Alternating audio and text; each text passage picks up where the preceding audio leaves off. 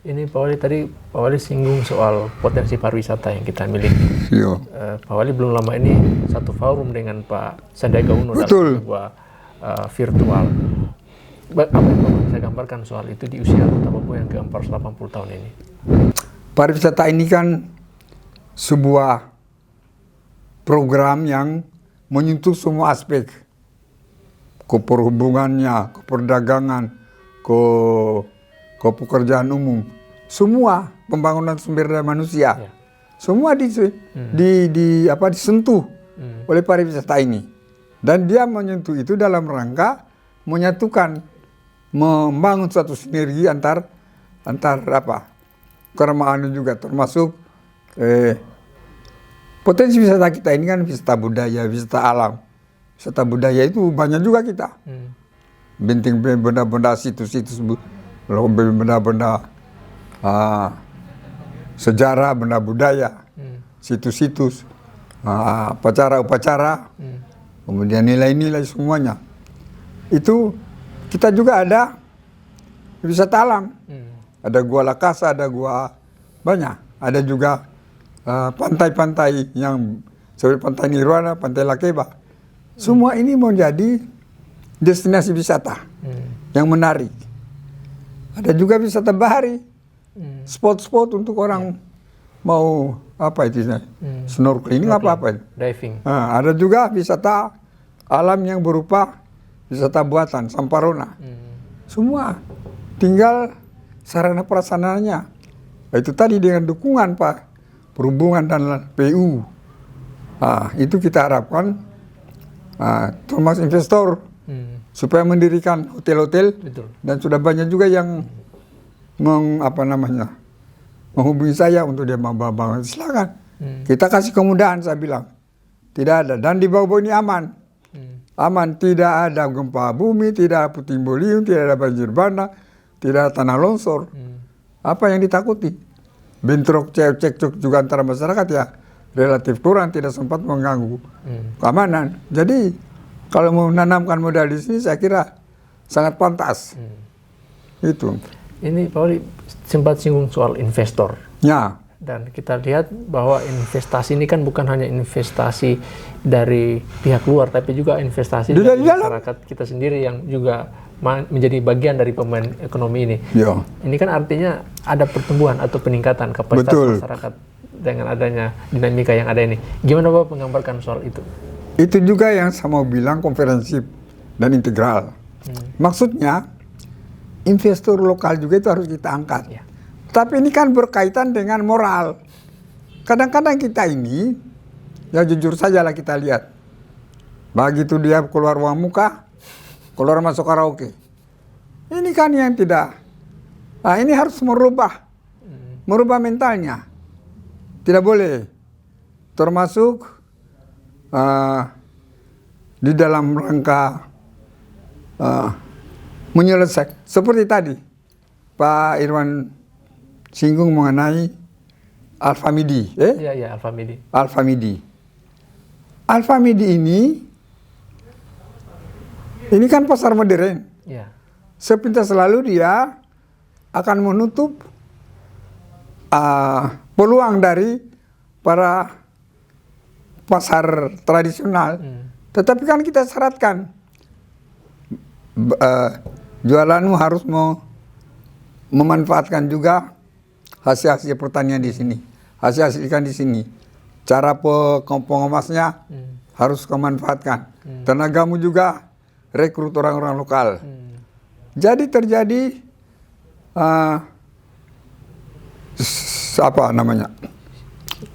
transfer. Di satu sisi itu tadi terjadi silang kepentingan. Mereka harus menjual produk lokal. Di sisi lain, cara-cara jual yang modern itu mau tidak mau oleh para pedagang tradisional kita harus tidak boleh lagi. Harga 100.000. Begitu yang mau beli orang baru, tawarkan dulu 200. Nah, ini menjadi paradoks. Begitu dia pulangkan misalnya buat turis, dia beli sarung Dia beli mie harga 100. Nah, ditawarnya berapa? 200. Dia beli saja itu.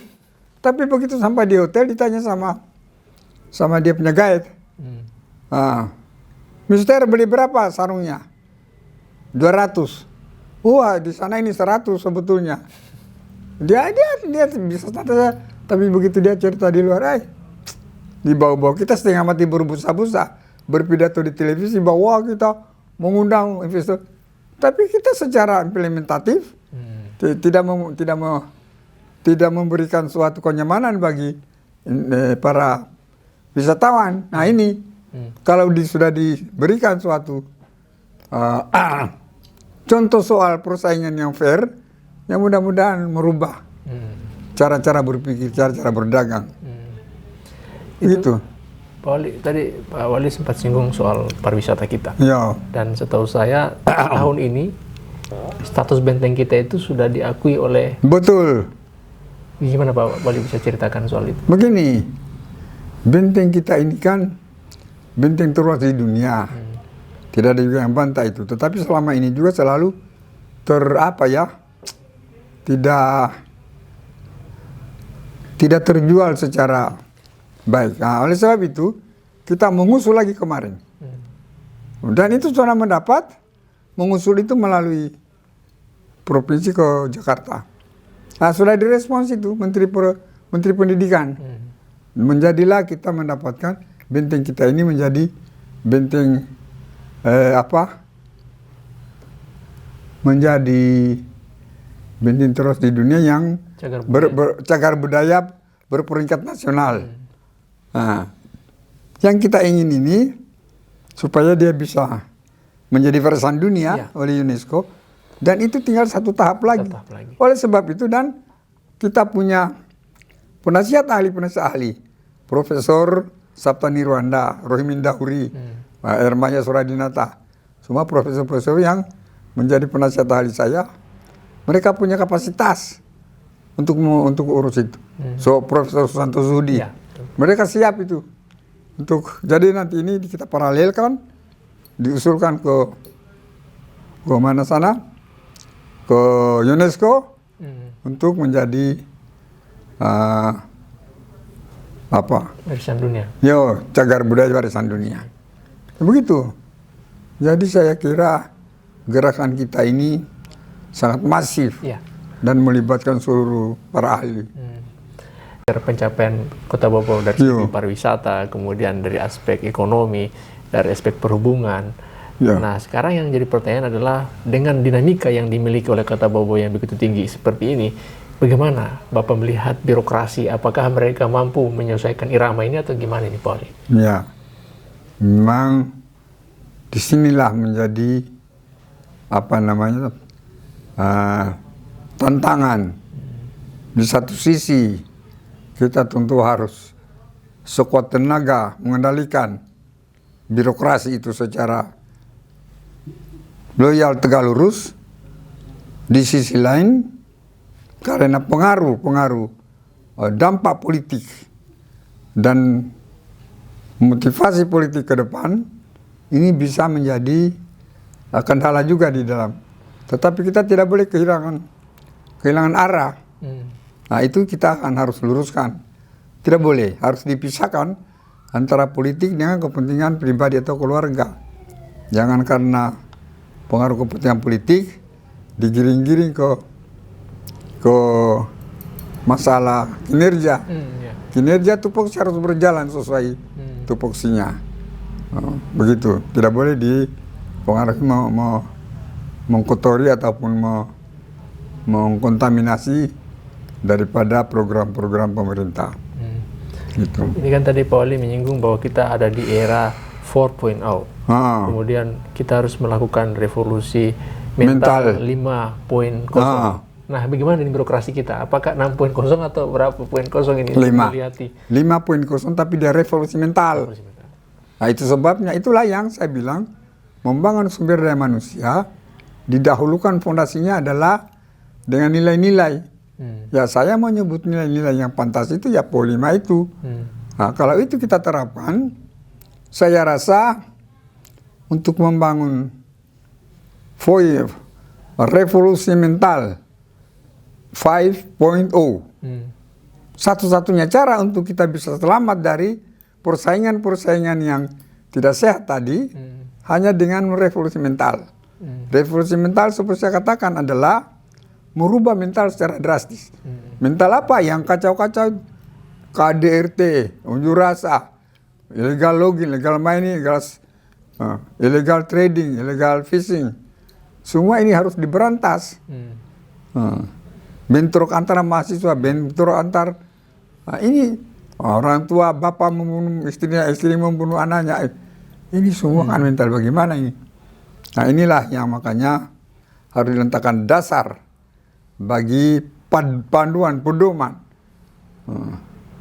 untuk agar supaya kita bisa mendasari patokan untuk kehidupan bermasyarakat kita itu betul-betul bisa kita terapkan, bisa kita pedomani bagi kemaslahatan kehidupan ke depan ini. Kemudian Pak Wali, Bapak sudah melihat kinerja birokrasi kita. Bagaimana Bapak melihat kesiapan masyarakat kita dengan posisi yang itu luar biasa yang dimiliki oleh Kota Bogor di Indonesia yang ke-4? Sangat antusias. Sudah banyak masyarakat yang sudah memberikan respons positif terhadap implementasi PO 5. Meskipun masih ada juga yang belum. Tetapi kan kalau 1.000 orang, 10 orang yang tidak setuju, tidak apa-apa. Tetapi memang cukup mengganggu juga perasaan kita. Tapi kita tetap jalan. Saya tetap jalan dengan siapa yang pengen damai, ingin kompak. Mari kita sama-sama. Jangan sampai kita memanfaatkan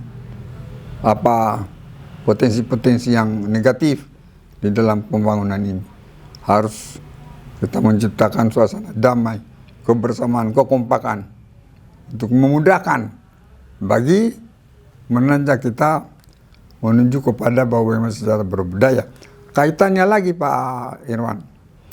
Sekarang ini kan seluruh masyarakat Buton di bawah kota Bau-Bau, di Buton Kepulauan, bahkan di antero Nusantara menginginkan terwujudnya Provinsi Kepton. Betul. Menurut saya seluruh syarat-syarat sudah lengkap. Geografis letak kita, demografi penduduk kita cukup, sumber kekayaan alam kita cukup. Kurang apa Kepton ini?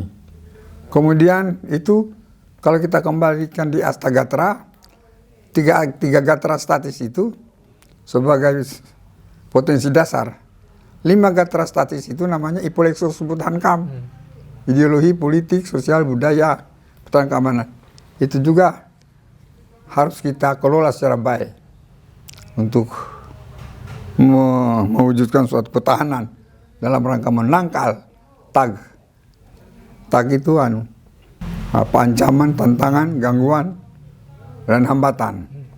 Untuk menangkal itu semua harus itu tadi. Jadi kembali kepada itu, kepada para birokrasi ASN itu memang akan kita pantau semaksimal mungkin. Siapa yang bisa kita sama-sama kita berbareng-bareng. Kalau tidak ya kita akan bereskan. Daripada tidak bisa membantu, lebih kita selesaikan. Begitu. Kan ini coba saja ini dari Kemendagri.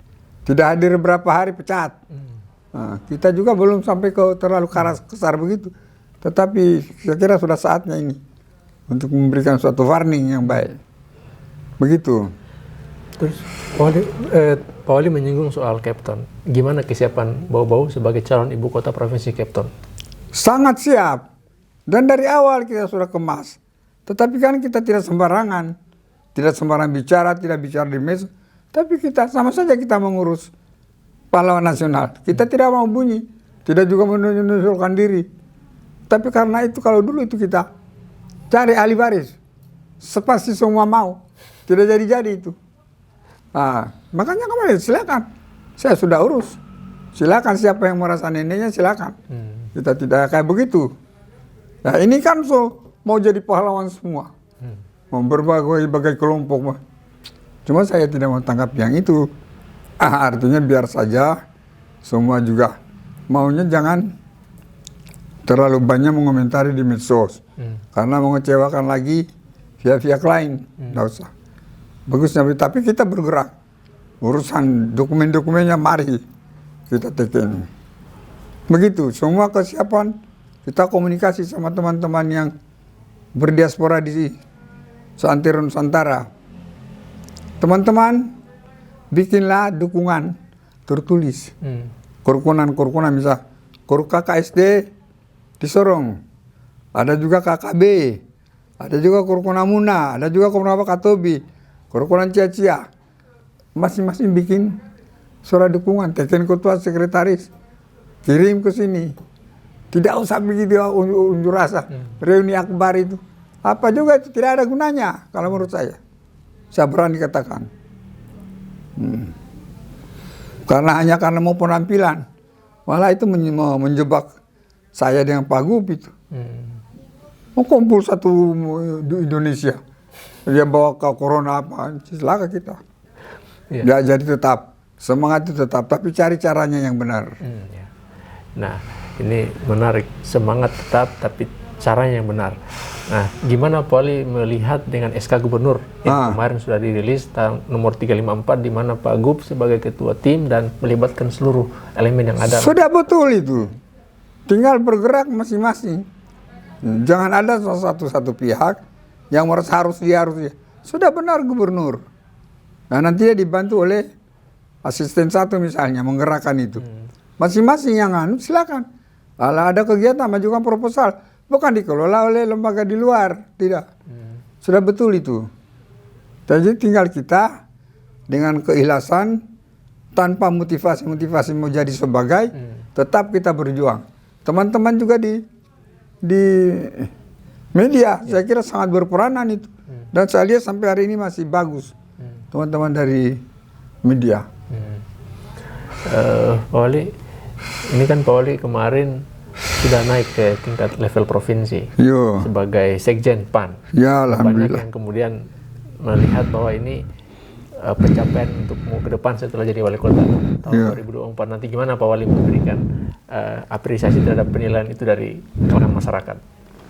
Begini, ini kan menjadi salah satu figur untuk maju itu kan masyarakat yang milih.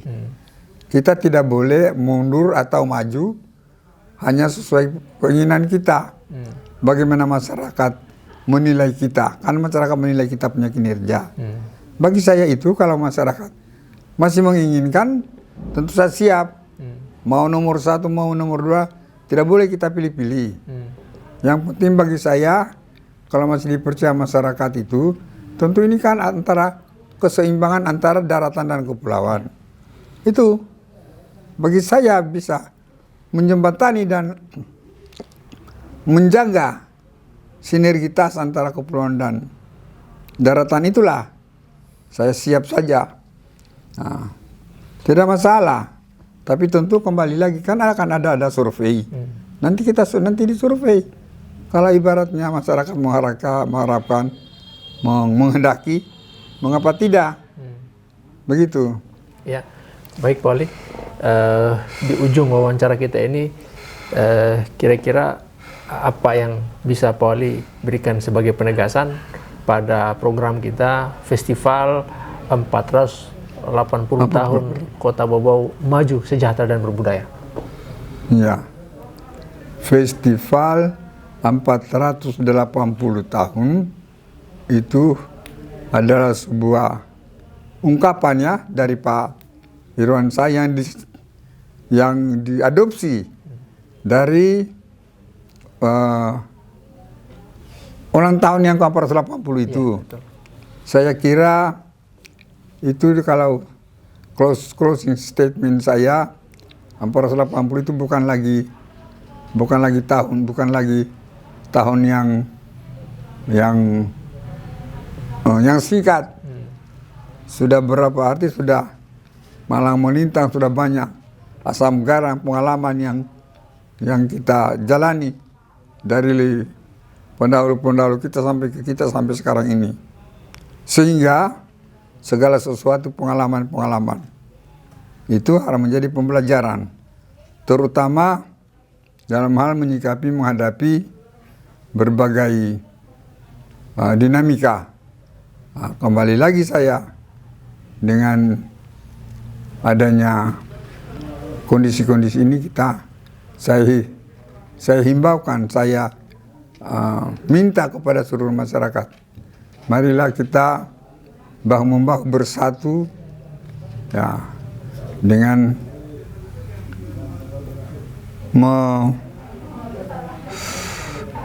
menjadikan berbagai pengalaman sebagai uji petik, introspeksi diri. Hal-hal yang baik kita perbaiki lagi, hal-hal yang kurang bagus kita eliminir. Saya kira itu. Ya, tapi medal utama moral karakter itu tadi. Ya, demikian pemirsa catatan Irwan Samunu di program perdana kita Festival 480 Tahun Kota Bau-Bau Maju Sejahtera dan Berbudaya, di mana segmentasi ini dibuka langsung oleh Bapak Wali Kota Bau-Bau, Bapak Dr. Haji A.S. Tamrin MH. Insya Allah kita akan melanjutkan agenda ini dengan mengundang para stakeholder terkait, para kepala SKPD. Mungkin ada yang mau disampaikan Pak kepada para kepala SKPD untuk agenda kita ini? Ya, tentu saja saya meminta, mengharapkan, bahkan kalau bisa kan SKPD saya instruksikan agar supaya ketika dihubungi diminta Pak Irwan Samunu untuk memberikan berbagai macam statement ataupun pemahaman pemikirannya terhadap bagaimana pembangunan Bau-Bau di sektor yang dibidanginya, harus tampil untuk memberikan informasi. Karena apa yang saya sampaikan ini adalah secara umum dan akan terpilah-pilah dan terbagi menjadi sektor-sektor di masing-masing dinas itu. Yang bertanggung jawab saudara-saudara itu. Maka itu adalah kewajiban saudara untuk memberikan penjelasan. Sehingga apa yang saya sampaikan ini akan mengerucut menjadi satu kesatuan yang utuh. Bagi terwujudnya Bau-Bau yang maju, sejahtera, dan berbudaya dalam bingkai negara kesatuan Republik Indonesia. Sekian dan terima kasih. Billahi taufiq wal hidayah. Wassalamualaikum warahmatullahi wabarakatuh. Demikian pemirsa, penutup dari orang tua kita, Bapak Wali Kota.